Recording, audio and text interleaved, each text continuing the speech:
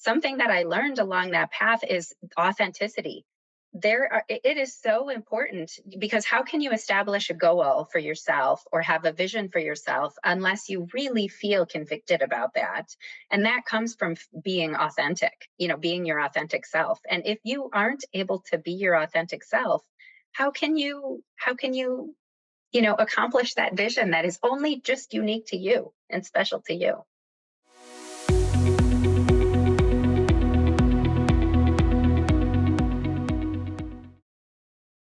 Jacki Liautaud has owned Treefort Financial Inc. since 2014. Prior to that, she worked for over 15 years as a consultant for large corporations and smaller entrepreneurial startups. She graduated from university with a double major in sociology and English and believes her liberal arts education provides her with a strong foundation in critical thinking and, most important, being curious about the world. Jacki lives in Chicago with her husband, son, and dog Jaguar, and in her free time she enjoys skiing, hot yoga, and being outdoors with her family. Jacki, so great to have you here. I'm so excited to talk all things mindset with the perspective of financial advisors, the challenges they have, how they can overcome them using the power of their mindset. Jacki, I'm so pleased that we're talking today because I love mindset and I love working with financial advisors. The two things just work in perfect harmony. I have a belief that there's not enough out there about mindset and the critical role it plays in advisor success, which is why I created this podcast. And I'm really looking forward to delving into this hot topic with you today. Thank you so much for having me. I'm really excited to be here. Let's start with your own journey. Can you share a little bit how you went from being a consultant, a corporate consultant, to owning your own practice, and what role your mindset played in that big jump? Yeah, absolutely. I came to financial advising kind of in a circuitous route. And I I started out my career, as you mentioned, doing entrepreneurial and small business consulting for many years. And then along the way, I had a child. And the consulting schedule was just not compatible with being the kind of parent that I wanted to be. And so I could see that there needed to be a change for me in my future. And along the way, or as part of that, my dad had started Treefort Financial back in 2003, and he was looking to transition out of his practice as he was getting ready to retire. And I had no experience in the world of financial advice, and but I knew a lot about taking care of clients and all of that whole realm, small businesses. And so we got to talking, and we worked out an arrangement where I bought the firm, and he basically taught me everything that I knew that I needed to know as my mentor for the first few years. And that's kind of how I got into it. But I think that your question about mindset is really interesting. And I've sort of been reflecting on that because I think that I had no experience starting out doing this work. And somehow I had this belief that I would be able to do it. And so there was hard work. I knew that if I worked hard, I would be successful. And I also knew that I could ask for help from people around me. I was willing to learn, and I definitely went into it with a very small ego. I didn't expect that, there was much I knew. And so I was wanting to learn as much as I could. So I think that those kind of components of my mindset helped me to sort of come into the world of financial advising with a clean slate and just kind of, I know that I can do this if I kind of roll up my shirt sleeves and work hard and get the help I need from those around me. I could do it. And it certainly wasn't easy, and it still isn't easy, but I think that mindset really made a difference at the beginning. Yeah, I can imagine that really helped. What was it like working with your dad? Oh my goodness. It was great, actually. Because It not was everyone could work with a parent. No, I know. When we come from a family of a lot of entrepreneurs. And there have also been a lot of family that has attempted working together and had challenges working together over the years, or parent to child transitions that didn't go quite as planned. And so when we first, started talking about this with our family, we got a lot of concern, or red flags raised, kind of, if you will. But I think that a big component of it was that both he and I had a huge motivation to make it be successful. If it wasn't successful, it would be bad for both of us, and obviously for the clients. And so we had to figure out ways of making it work. And I think that the best thing that came out of it was that my relationship with him really evolved from being a parent child, which is really how we started out in the working relationship. My dad knew everything and he was teaching me, the young one, what to do. And we evolved from that into the realm of friendship and colleagues and business partners. Even though he was no longer my partner at that point, it felt like that. Felt like a collaborative, even, kind of a relationship. And we still have that relationship today. That's amazing because you both decided from the outset you were going to make it work. Yeah, One way or there the was other. there was no alternative. There was no alternative. We were going to make it successful. And I imagine that you learnt a lot from each other as you both evolved in that relationship. Yes, absolutely. There were plenty of bumps along the way. And, I can recall, conversations. We'd have these conversations on the phone where we were both very passionate about our points of view. And we would, say, okay, this conversation is no longer helping. We have to, hang up now. We'll talk again later. And I would do the things that I need to do to calm myself down and kind of get myself back into that mode. And, he would do things. And then at some point later on, we'd talk again and be able to work through it in a different way. So having a little bit of distance was helpful in those instances. You see, you both brought your adult selves into the conversation. There wasn't one being the child and one being the adult. You both, at some point, said, we're the adults in the room and we're going to converse as adults. That's right. And actually, the parts that were the most difficult were when we fell out of that mode of we're two adults here addressing problems, when we fell into those old family behaviors of parent and child, or whatever they might have been, that were really no longer serving us. Those were the times when it was the most difficult. So once we recognized that or called each other out on that, we were able to move past it. It sounds like a personal growth journey as well as learning the reins of how to have a business journey for you as well. Absolutely, absolutely. And I was so new. I had never owned my own business before. I, again, didn't know really much at all about financial advising, certainly knew nothing about investments and, some of those other areas. So there was a lot of opportunity for growth, I would say, on my end. And you said the road was bumpy. There were obviously times when things weren't working out as you wanted. You came to a big challenge. Did you ever feel like giving in, or was like a stubborn part of you that, as you said, just had this belief that you could make this work? Yeah, I even in the most difficult moments, I thought that there was not I really felt strongly that there was nothing else that I would rather be doing. I have a conviction that this is kind of what I was meant to do in my professional career, is being a financial advisor. And that is something that was amazed and very, just thrilled.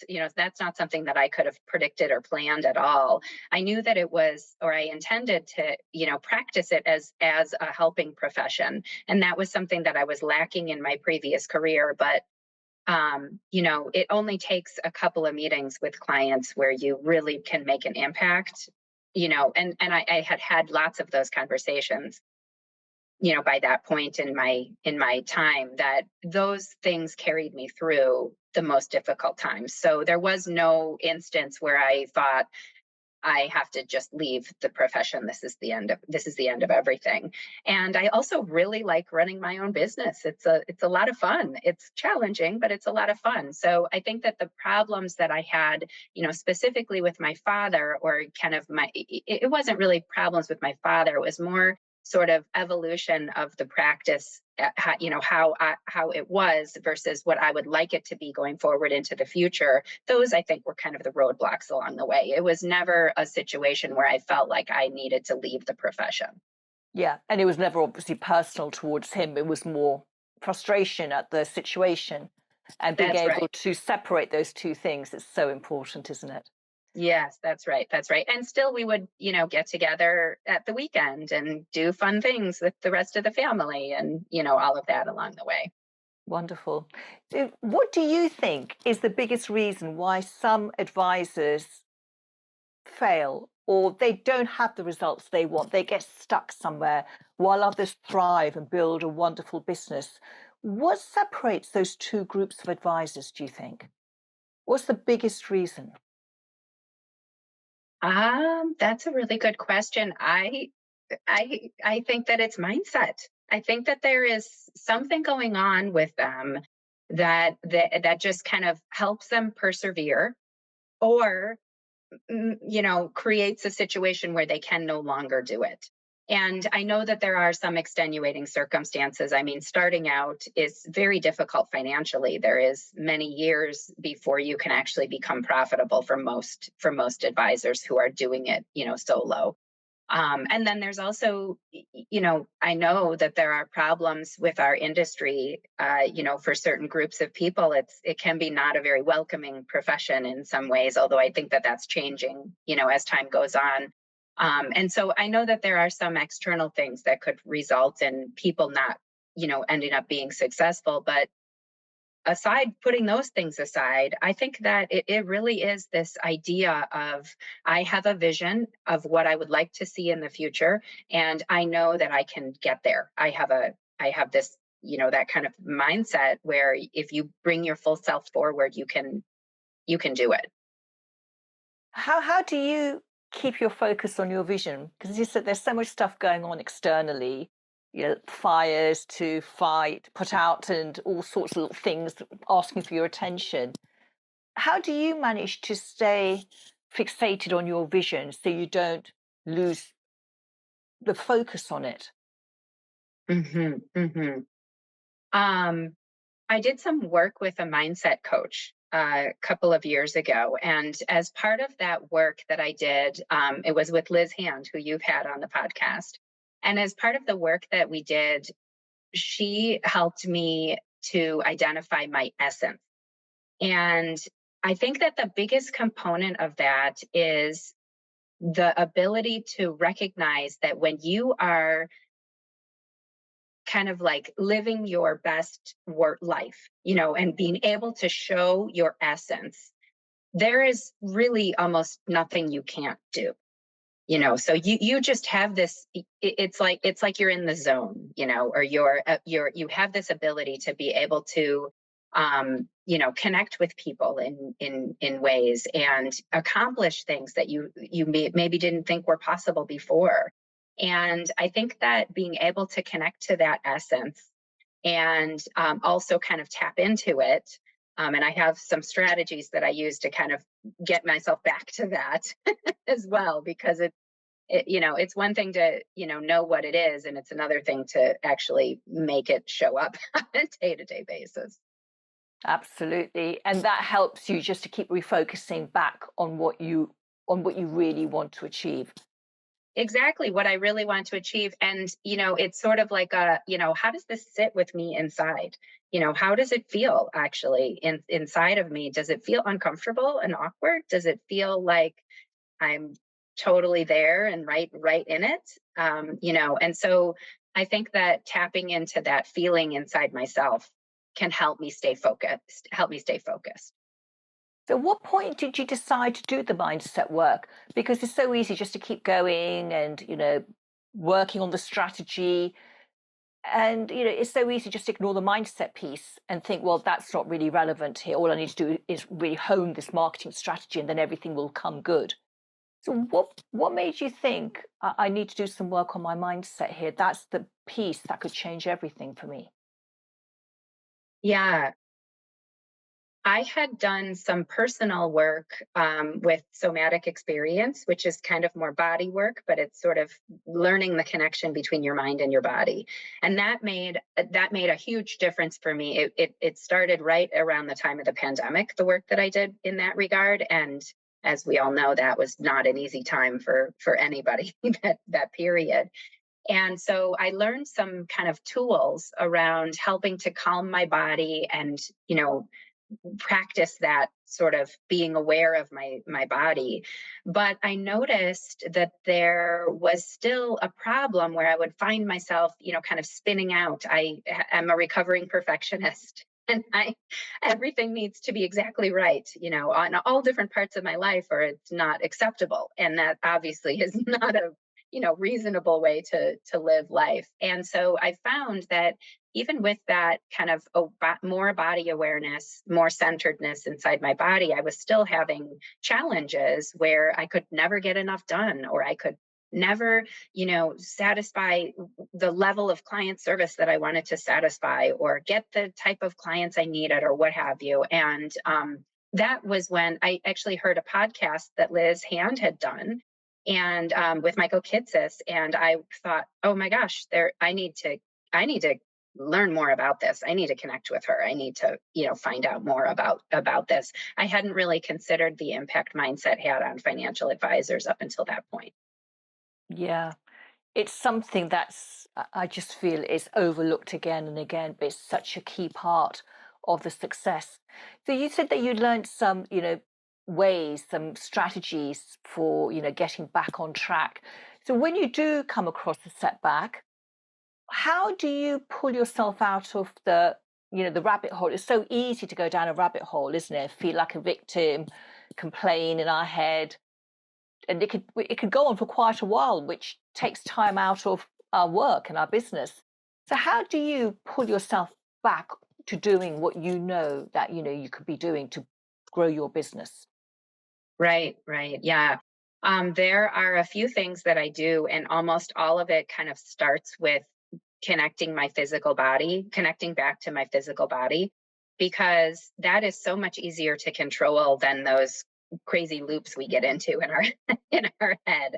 So the way that I connect back to my physical body could be as simple as, sitting at my desk and straightening up in my chair. I'm doing it now as we're talking here, and setting my feet down solidly on the ground and noticing the way that my body sits in the chair, and taking a couple of breaths, just noticing those things about my body. And it is remarkable how that can also then settle my mind, settle my focus. So that's just one little example, but other things that I do, I take a walk with my dog and pay attention to her, whatever she's doing. She's sniffing at the ground and looking at a tree, or watching another dog go by, paying attention to what she's doing.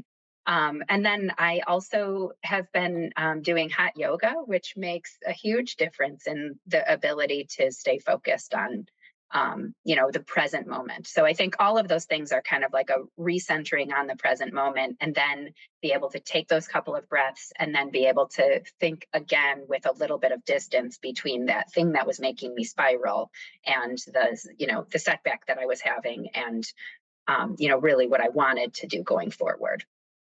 The key word here is focus, isn't it? It's Oh my where goodness. we are focusing our thoughts. Are we focusing on the problem, or are we focusing on what we want as the solution? And that really is the difference between being happy and calm and being unhappy, overwhelmed, chaotic. It's the focus, but that takes a lot of discipline, doesn't it? So you've got a strategy of grounding yourself, bringing your thoughts into the present moment to stop that wild chatter that seems to be out of control. And there are so many different ways of doing this. I have particular ways that I show my clients, to just switch back into a different state. There are so many ways, but the key thing is the awareness in that moment. I'm spiraling, and not to let it continue, because then it gets really heavy. So that Yeah. awareness, how did you get that awareness? Because most people don't have that, do they? They just don't realize they're in this unfocused, overwhelmed state, and they try and fight it and it doesn't go anywhere. Yeah, I think that the thing that helped me there was kind of that somatic somatic experience work, where for me, I notice that I start kind of breathing very shallowly, and my heart starts beating really fast. And when I'm thinking of a major problem or a setback or whatever that might be, those are some things that I can physically notice. And for me, it's easier to notice those than to notice that my mind is spiraling. So for me, I notice my heart is beating really fast, or my breath is becoming shallow, and that moment of notice is the moment that I have the opportunity to do something different. So I think that you're exactly right when you say, kind of focus or noticing it. And for me, the notice comes from my body more so than my mind. Yeah, and for you, it's focused on the body and the awareness that something changes within your body. And for other people, it can just be, I feel really unhappy right now. I feel really Right. bad right now. I'm not feeling good about stuff. Why is that? Well, it's because I'm focusing on what I don't want. Yes, How do I get back? exactly. Yeah. And because my trigger is suddenly like, for the last 5, 10 minutes, I've just been an absolute victim in my head. Yeah, that doesn't feel good. I'm going to shift state. I'm going to shift into, focusing on what I want. But then it's knowing what you want, isn't it? Because if you don't know what you want, how can you focus on it? If it's hazy or unexciting, not motivating, it's not going to be a pleasure to do that. Are you really clear on your goals? Do you always know what it is you want? Or do you feel that you're sort of just, not quite sure about that? How do you function with your goals? That is a good question. And I think I would answer it differently at different stages of my career, because there are times where I did not have focus on what I wanted and made clear what my intentions were. But I know that during those periods of time, I also was making decisions that weren't really getting me anywhere. Those are the moments where there's kind of wheels being spun. And I think it's kind of similar to the work that we do with clients. If we do a financial plan for clients and we don't know that they would like to retire at a certain age, or they'd like to send their child to college and pay for the cost of the university, or whatever their goals are, then how can we help them, work now, lay the groundwork now to achieve those things, later on. And I think it's the same for us as practice owners or financial advisors, that we have to have a sense of where do we want to go with our work, with our profession, with the, clients that we want to do from a profitability point of view. If we don't have those things clear, then it's really difficult to know, kind of which direction is the direction that we should put our efforts towards.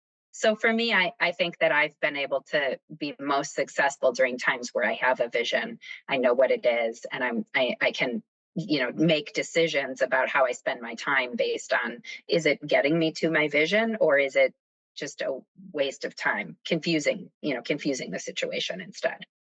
Yeah, clarity is key. It's something I've learnt over the years. And now I know it. It's like, oh, wow, it's really changed my life just to know exactly what it is that I want, what I really, really, really want, not what anyone else wants for me. And that it's just keeping it, the focus on it, putting meat on the bones and nurturing it and breathing life into it. And it's quite a wonderful thing. So, what's the biggest lesson so I far? Oh, agree. sorry. Yeah. No, I agree. And actually, I think you were going to say about lessons. And something that I learned along that path is authenticity. It is so important, because how can you establish a goal for yourself or have a vision for yourself unless you really feel convicted about that? And that comes from being authentic, being your authentic self. And if you aren't able to be your authentic self, how can you accomplish that vision that is only just unique to you and special to you?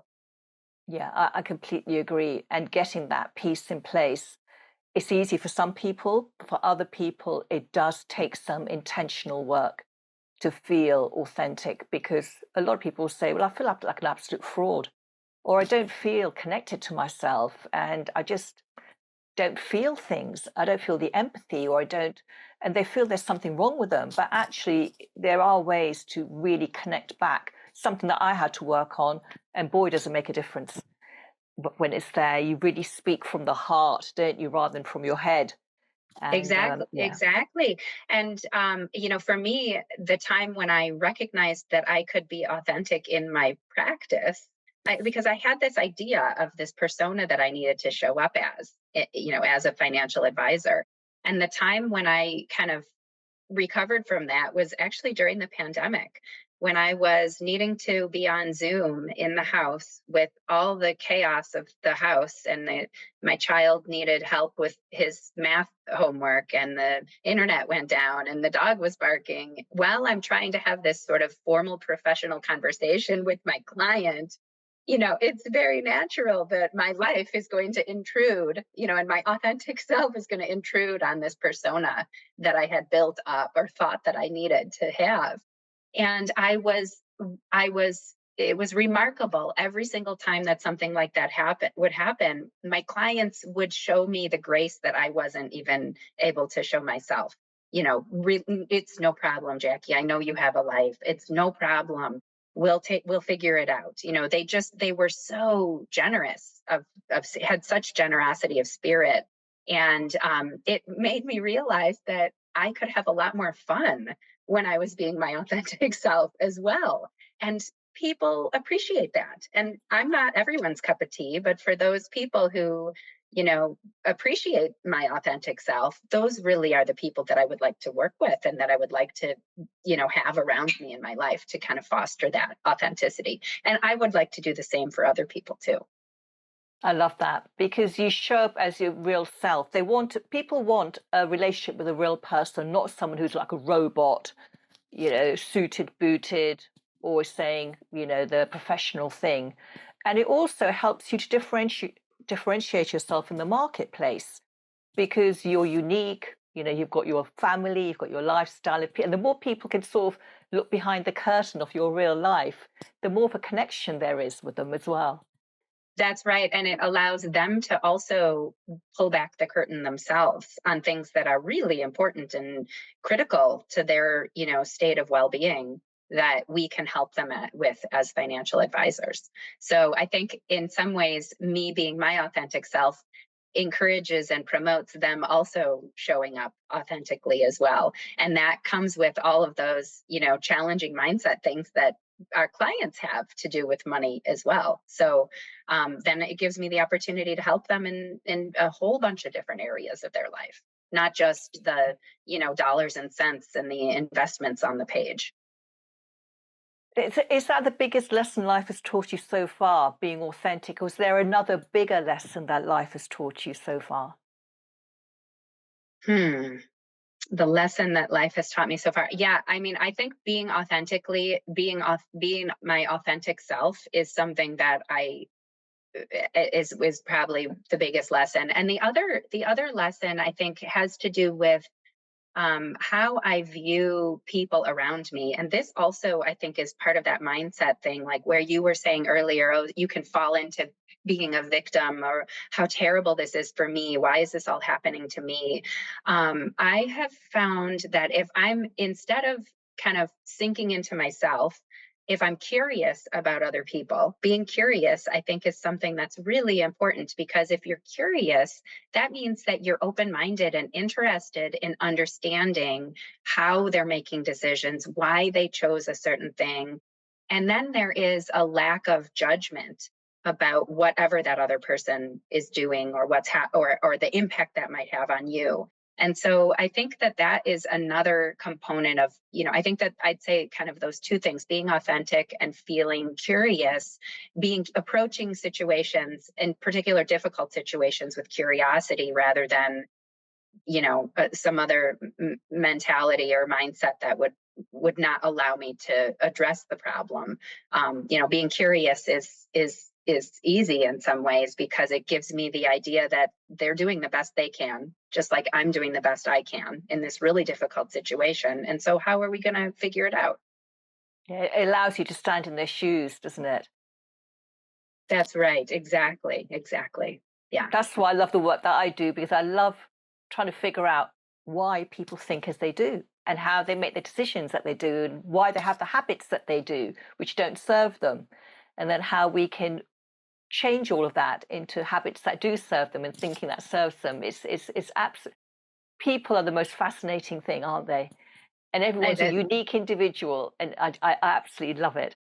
So, how can people find out, any listeners, the amazing work that you're doing? How can they find out more about that? Oh, thank you for asking. Yes, they can go to my company's website. It's treefortfinancial.com and learn more about me and the work that I do there, and connect with me through LinkedIn as well. That's another good place to connect. Wonderful. Thank you so much, Jackie. It's been absolutely incredible talking to you. I've really enjoyed it. For everyone who's been listening, I hope you got a ton of value from this as well. Thank you for your time.